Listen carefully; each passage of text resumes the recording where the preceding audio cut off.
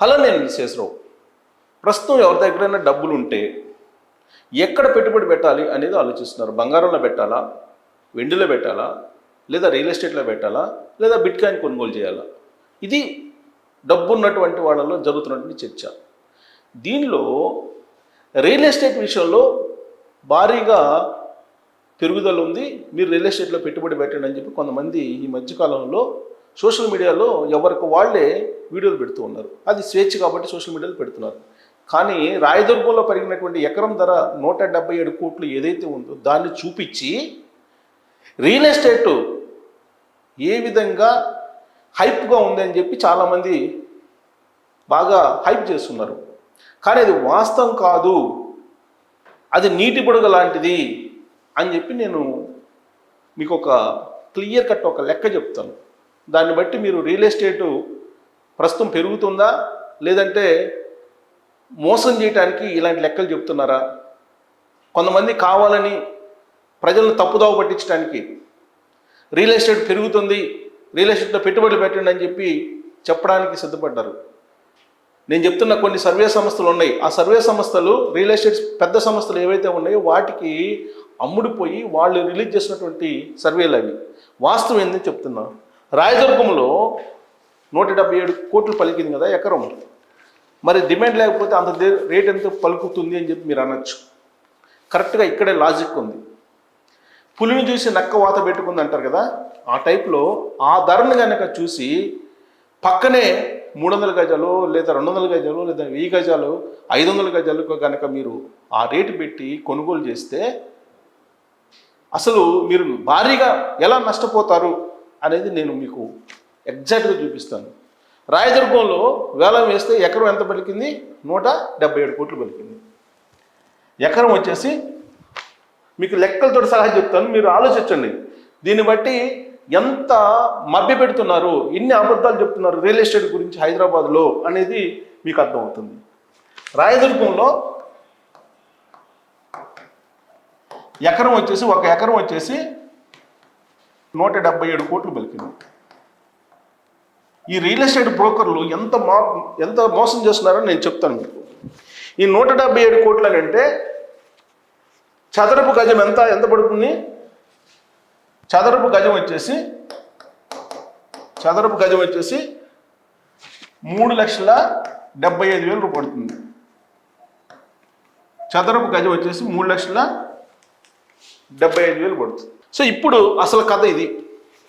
ఇప్పుడు మనకి వీళ్ళు కొన్నటువంటి వాళ్ళు ఎవరు?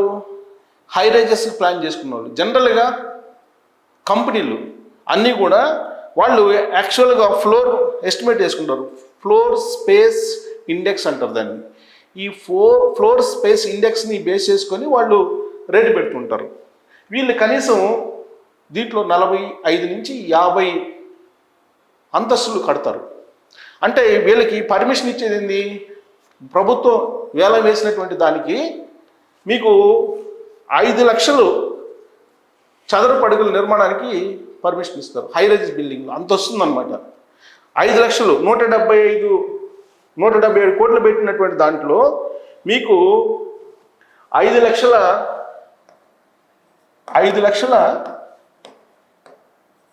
చదరపు అడుగుల నిర్మాణం వస్తుంది. ఇది హెచ్ఎండిఏ లేదంటే తెలంగాణ ఐసీసీ ఉంది కదా, ఇన్ఫ్రాస్ట్రక్చర్ కార్పొరేషన్, వీటి ద్వారా కొనుగోలు చేసిన భూములకు మాత్రమే ఇది పర్మిషన్. అందుకే హైరేస్ వాళ్ళంతా ఆ భూములనే కొనుగోలు చేస్తారు. సో ఇక్కడ 5 లక్షల చదరపు అడుగు నిర్మాణం వస్తుంది ఎకరాకి. దాని నిర్మాణం ఒక ఎస్ఎఫ్టీకి ఎంత పడుతుందో తెలుసా? అంటే ఒక ఎస్ఎఫ్టీ నిర్మాణానికి భూమి ఖర్చు 3,600 ప్లస్ నిర్మాణ ఖర్చులు అంటే ఒక ఆల్మోస్ట్ 1,500 వేసుకోండి. 1,500 వేసుకున్నా కానీ లేదా 1,400 వేసుకున్నా ఎంత అవుతుంది? 5,100 రూపాయలు అవుతుంది ఎస్ఎఫ్టీకి వాళ్ళకి పడే ఖర్చు. ఇంకా వాళ్ళు లాభం వాళ్ళు 10,000 తక్కువ ఇవ్వరు, 10, 12,000, 15,000 కన్నా తక్కువ ఇవ్వరు వాళ్ళు. దీని మీద ఎంత వచ్చినా వాళ్ళకి లాభమే. ఇది హై రైజెస్ లెక్క. ఒక ఎస్ఎఫ్టీకి ఒక చదరపు అడుగుకి వాళ్ళకి పడేటువంటి కాస్ట్ ఇది. వాళ్ళకి 5 లక్షలు, ఒక ఎకరాకి వచ్చేసి 5 లక్షల చదరపు అడుగుల నిర్మాణం వస్తుంది. చదరపు అడుగులు ఒక 5 లక్షల చదరపు అడుగుల నిర్మాణం వస్తుంది. అంటే ఒక చదరపు అడుగుకి భూమి వాల్యూ 3,600 ప్లస్ నిర్మాణ ఖర్చు 1,500 వేసుకుంటే 5,100. ఇంకా అదనంగా వేసుకున్నా కానీ ఎంత వేస్తారు? దాని లాభం ఇంకా ఎంత వేసుకున్నా అది లాభమే. అదే మీరు ఆ పక్కన ఉండేటువంటి స్థలం పక్కన మీరు కనుక గజం 3,75,000 కదా ఇది పడింది. ఈ 3,75,000 లెక్కన కనుక మీరు ఒక 1000 గజాల స్థలం కొన్నారనుకోండి, 1000 గజాల స్థలం కొన్నారనుకోండి, సపోజ్ 1000 గజాల స్థలం కొంటే ఎంత అవుతుంది? ఈ 1000 గజాల స్థలం 37,50,00,000 అవుతుంది. 37 కోట్లు. ఇది 1000 గజాలు కొంటే కనుక ఈ 1000 గజాల్లో మీకు పార్కింగ్ పోను కేవలం 5 అంతస్తుల భవనానికి 5 అంతస్తులకు పర్మిషన్ ఇస్తారు. అంటే గరిష్టంగా మీకు ఎంత ఇస్తారు తెలుసా? గరిష్టంగా నిర్మాణ ఎంత వస్తుంది తెలుసా? గరిష్టంగా ఎంత బాగా నిర్మించినా కానీ గరిష్టంగా మీకు 24,000 చదరపు అడుగులు వస్తుంది. ఇక్కడ చదరపు అడుగులు ఎంత వస్తుంది? 24,000 చదరపు అడుగులు వస్తుంది. అదే ఇక్కడ 5 లక్షల చదరపు అడుగులు ఒక ఎకరాకు వస్తుంది. ఇక్కడ మీరు 1000 గజాలు కొంటే ఇక్కడ మీకు 24,000 చదరపు అడుగుల నిర్మాణం వస్తుంది. ఈ లెక్కన అంటే ఒక చదరపు అడుగు వచ్చేసి ఎంత పడుతుంది మీకు నిర్మాణ ఖర్చు? ఒక చదరపు అడుగు ఈ లెక్కేసుకుంటే ఒక చదరపు అడుగుకి నిర్మాణ ఖర్చు వచ్చేసి 15,625. ఇది ఒక భూమి రేటే. ఒక చదరపు అడుగుకి భూమి రేటే 1000 గజాలకు వచ్చేసి 15,625 పడుతుంది. ప్లస్ నిర్మాణ ఖర్చులు ఇవన్నీ ఉంటాయి. వీళ్ళు ఎంతకు అమ్మాలి ఇప్పుడు గజం? అంత అమ్ముకోగలరా వీళ్ళు? 1000 గజాలు కొనుక్కొని ఒక 5 అంతస్తులు వేసి వాళ్ళు అమ్ముకోగలరా ఆ రేటుకి? ఎస్ఎఫ్టీ మీకు కేవలం ఒక చదరపడి భూమికే ఒక చదరపడి నిర్మాణానికే 15,625 రూపాయలు భూమి కాస్ట్ పెడితే మరి నిర్మాణం ఏమో అవన్నీ కలుపుకుంటే ఒక 18 ఆల్మోస్ట్ ఒక దీనికి కూడా 1,500 వేసుకుందాం. 1,500 వేసుకున్నా కానీ ఎంత అవుతుంది?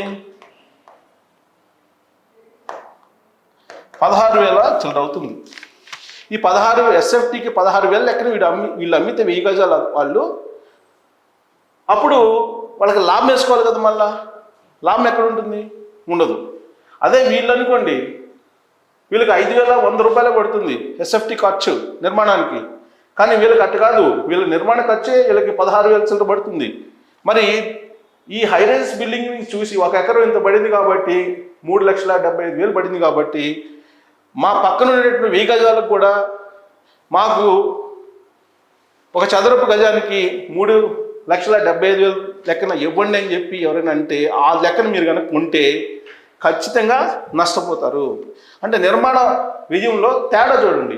హైరైజ్ బిల్డింగ్కి చదరపు అడుగుకి వచ్చేసి 5,100 రూపాయలు పడితే దీనికి 16,000 పడుతుంది. అంటే పులిని చూసి నక్కువాత పెట్టుకున్నట్టే కదా. సో కాబట్టి అలాంటి వాళ్ళని చూసి ఆ ధరలను బట్టి చూస్తే కనుక మధ్యతరగతి బిల్డర్స్కి కానీ మధ్యతరగతి బిల్డర్స్కి కానీ వర్కౌట్ కాదు, సామాన్యులు కొనలేరు. ఇది వాస్తవం. ఇక ఒక ఎకరంలో మామూలుగా అయితే హెచ్ఎండిఏ కాకుండా లేదంటే టీజీఐసిసి కాకుండా ఒక ఎకరంలో కనుక మీరు కట్టాలంటే 5 అంతస్తులు మౌనంగా ఒక 5 అంతస్తులు భవనం కట్టాలంటే 1,00,000 చదరపు అడుగుల నిర్మాణానికి అనుమతిస్తారు.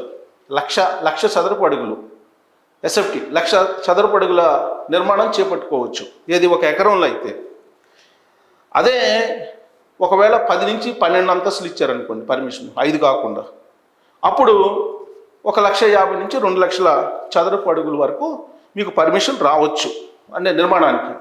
అప్పుడు కూడా నీకు హైరైజ్ బిల్డింగ్స్తో పోల్చుకుంటే నిర్మాణ వ్యయం చాలా ఎక్కువ అవుతుంది. కాబట్టి ఇక్కడ మనకి ఇంకోటి ల్యాండ్ షేర్ కూడా తీసుకుంటే మీకు land share high rise building ఎంత వస్తుంది? 15 నుంచి 17 యూడిఎస్ వస్తుంది, అంటే అన్డివైడెడ్ షేర్ ఇంత వస్తుంది. అదే మీరు 1000 గజాల వాళ్ళకైతే నీకు ఎక్కువ వస్తుంది. ఎంత? 24 గజాలు అలా ఇవ్వాల్సి వస్తుంది. 24 గజాల దాకా ఇవ్వాల్సి వస్తుంది. సో అన్డివైడెడ్ షేర్ 100 గజాల ఫ్లాట్కి అయితే. సో ఇది కోకాపేటలో నిర్మిస్తున్నటువంటి హైరైజ్ బిల్డింగ్స్ ఏవైతే ఉన్నాయో నియోపోలిస్ లాంటివి, అవి ఎకరాకు వచ్చేసి 5 లక్షల ఎస్ఎఫ్టీ నిర్మాణం చేపడుతుంది. అంటే నిర్మాణం ఏరియా నేను చెప్పేది. అదే ఎకరాకు వచ్చేసి మామూలుగా ఎకరాకి 4,848 చదరపు గజాలు ఉంటుంది. ఒక ఎకరా అంటే విస్తీర్ణం ఎంత? ఒక ఎకరాకి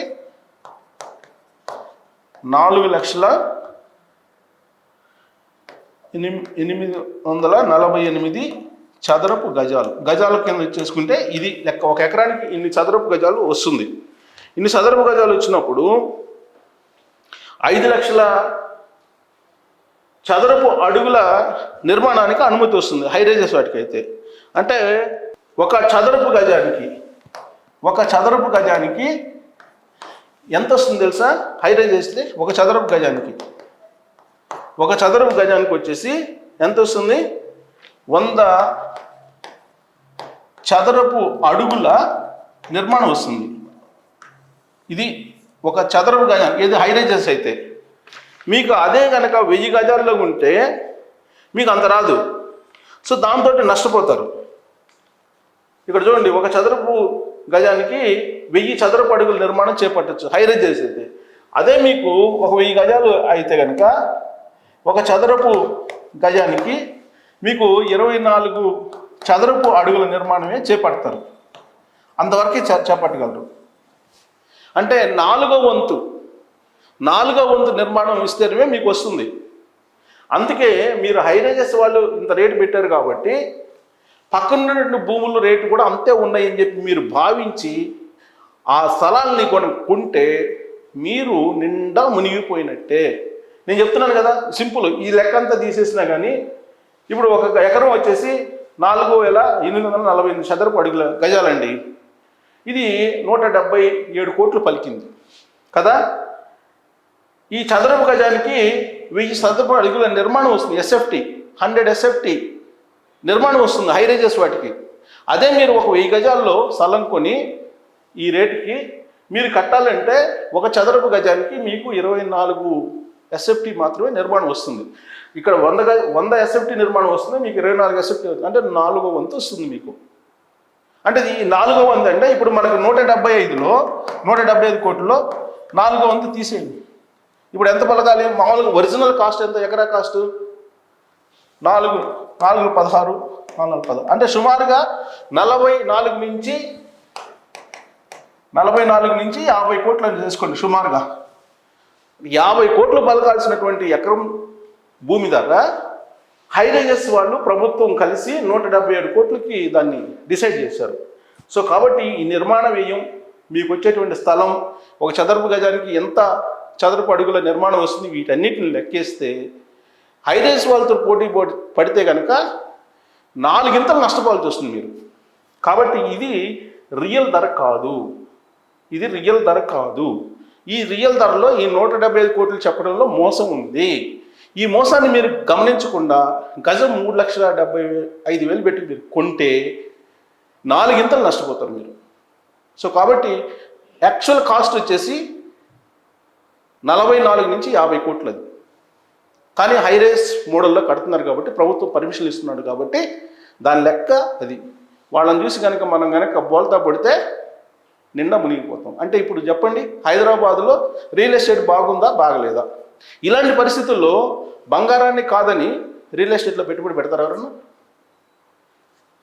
బబుల్ లాంటి రియల్ ఎస్టేట్ని చూసి పెట్టుబడి పెడతారా? ఒకవైపు బంగారం ఈ ఏడాది 50% పెరిగింది, వెండి 65% పెరిగింది. మరి ఇలాంటప్పుడు బంగారము వెండి దాంట్లో పెట్టుబడి పెడతారా?